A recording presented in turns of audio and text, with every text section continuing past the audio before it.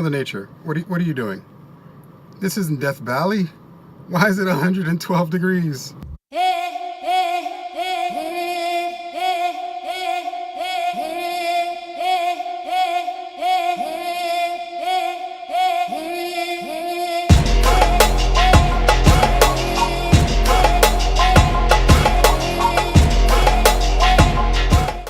So what we're replacing is the control arm, and what's worn out is the bushing.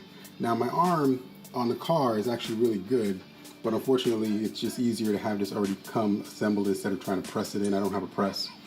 But what wears out is this part right here, all the way around, this rubber bushing.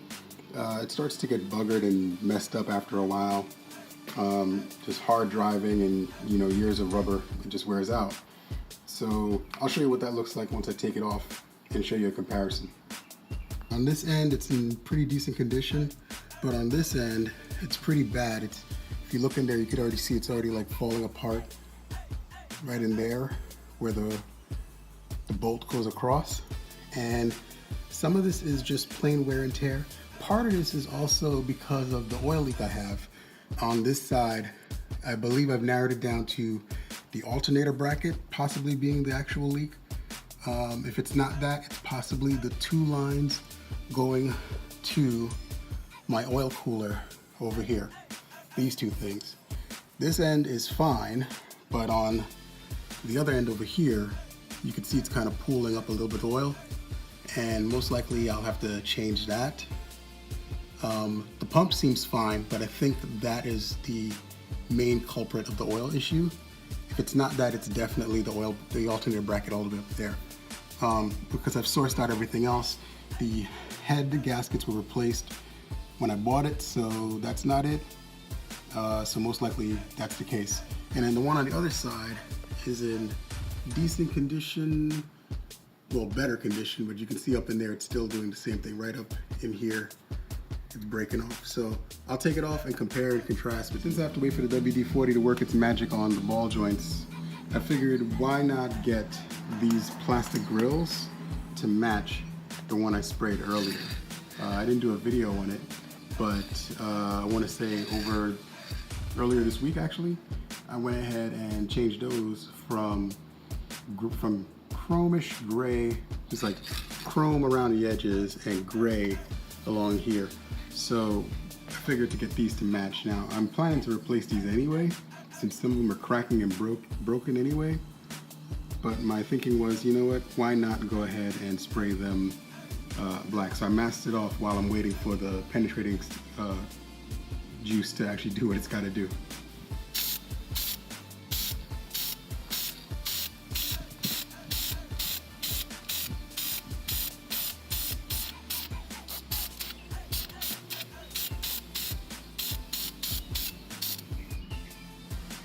And that's all to it. I'll do a couple extra coats and I'll show you the end result. All right, 2 coats later, and not bad. I'll peel off the tape once it cures. It's minor overspray, but it's nothing I can't handle. I have something to take off a little excess. And honestly, the bumper is, 12 years old. So other than getting it redone, it's gonna look like this. There's not much I can do about that. But at least this looks a little bit better. It looks more uniform. And I will probably see about doing something about the paint job a little later in the year. That's not a big priority right now. The bigger priority is dealing with those things that want to be different. All right, here we have the old and new. Day 2. So it's day 2, and it is going to be a hot one here in Cali. It's supposed to get up to 107 degrees. It's like 94, and it was already 80 degrees at 8 o'clock. So yesterday we left off with me trying to put the control arms on, and what I didn't know was that on my car the control arms are have the ball joint is pressed in. So apparently it's supposed to be something that you can unscrew out. In most of the models, that's how it is for the E53s. But apparently on the facelifted version, they pressed it in. And when I looked online, everything said that all I had to do was unscrew it. it didn't want to come out, and I noticed it was pressed in, and I realized, well, damn it, I have to figure another way to do this. So I ended up going and ordering 2 ball joints, and reasonably priced, nothing too crazy. They were like $80 or $90, and they were discounted down to $30 at Pep Boys, which is awesome. So I'm gonna go ahead and put those on, and we'll see how it goes. I'll catch you guys on the other end of this. A few moments later. Here we have the old and the new. So you can see on the right, the old one is completely worn out and shredded. And it's like that on both sides. Even worse on that side. This is the left one that had some oil dripping on it, so that might not have helped. And then that's the new one. Okay, so on to it, next step. One is on the left side. Took about 10 minutes to get it in. Again, like I said, it's this right here with a bolt on this side, and you can't really see, but there's another nut on that side, and this bolt right here, or nut right here, that connects to the ball joint. The new ball joint is on. The ball joint has 2 Torx screws. I could do a video being more detailed, but to be honest with you, Nathan's DIY Garage and a few others have done pretty extensive videos on how to do this repair. So I felt it was more important to do how can you do it, and is it possible for you to do it, and how much time and cost type of video. And I'll give you more details on that when I finish the other side. See you in a few seconds. All right, back out again. So as you can see, this is the one that's damaged. That's the part I was missing. This one is supposed to be screwed in, but apparently this one is pressed in. That one does not need to be pressed in. That's going on today. This took me about 25 minutes to get out of the car. Shouldn't take that long to get back in. All right, so it's done. It didn't take too long. About, I want to say 15-20 minutes per side. And I'm gonna go take it for a shakedown run in a little bit. First, I gotta get cleaned up. Always wear gloves. I tell you, cars are crazy dirty. Later. All right, I can already tell a difference in the car, the way it's behaving. For starters, the suspension is sitting up a little bit better, and I don't have this grinding noise that I was hearing on the right side of the car. I want to say for like months. I couldn't figure out what it was. And, you know, I checked the shocks, everything was good. I changed some other key components, everything was good. Tires are brand new.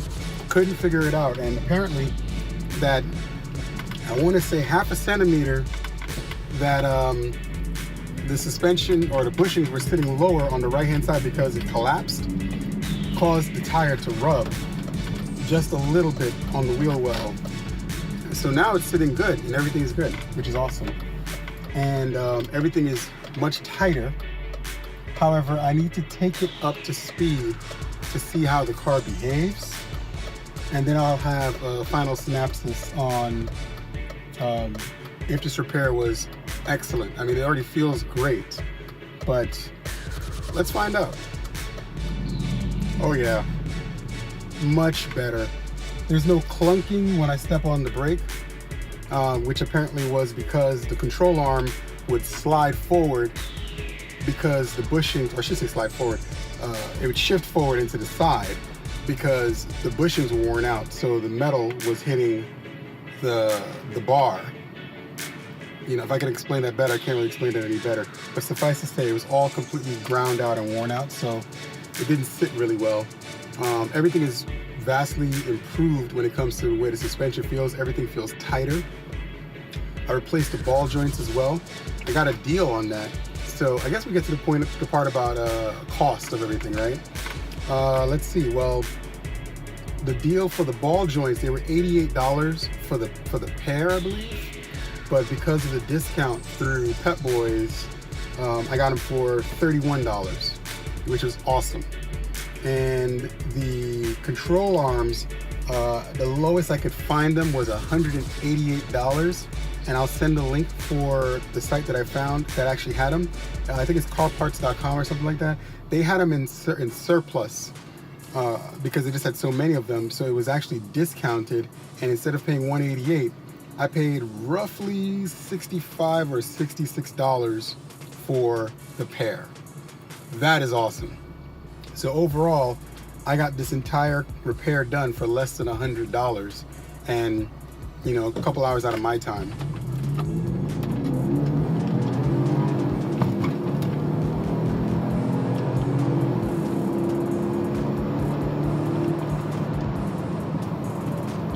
Oh yeah, much better.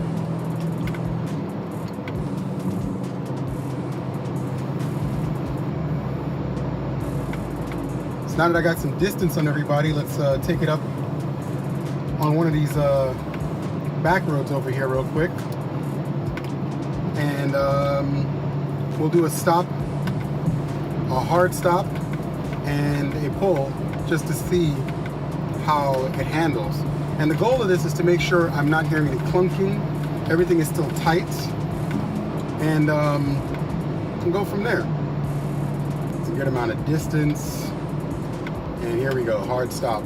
And screw it, we'll do it right now. Woo. Okay.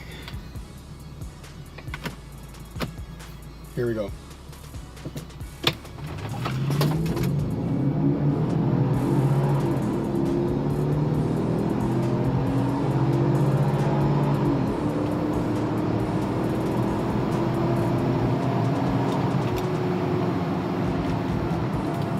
Whew.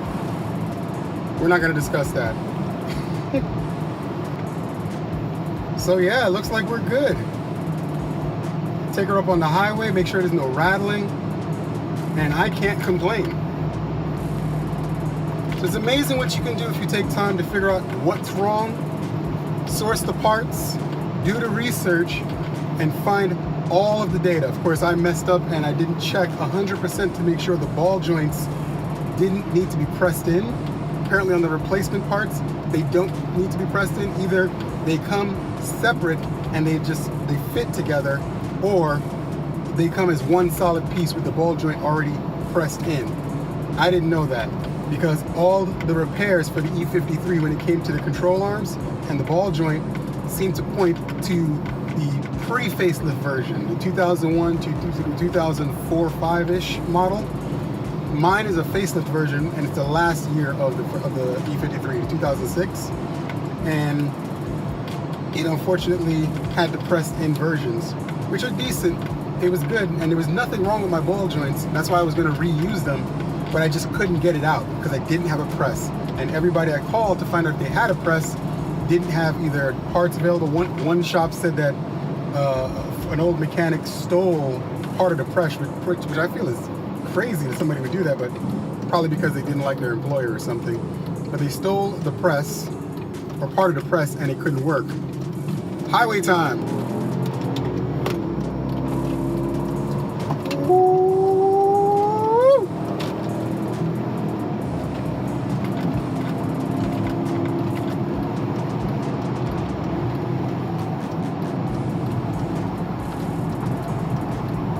Oh yeah, my wife is going to love this. Much better. I can't even complain.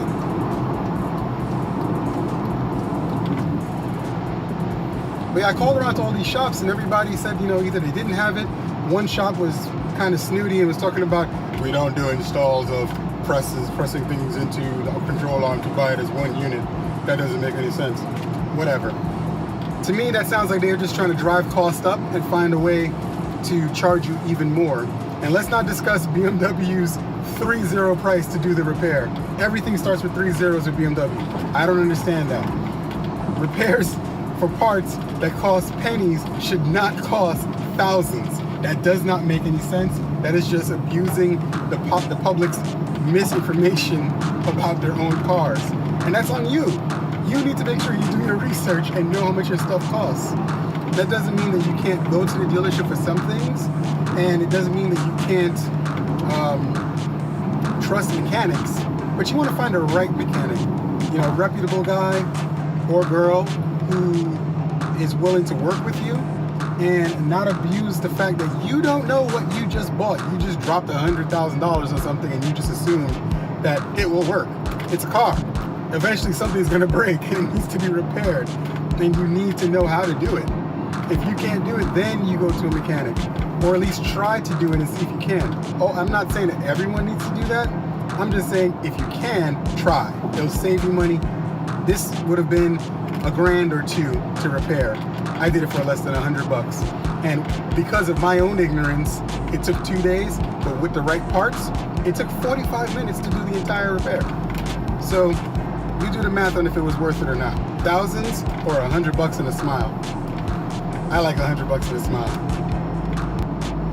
If you like what I've been talking about, like, share, subscribe, and leave a comment below. And I'll catch you next time when you want to hang out with your everyday petrol head. Peace.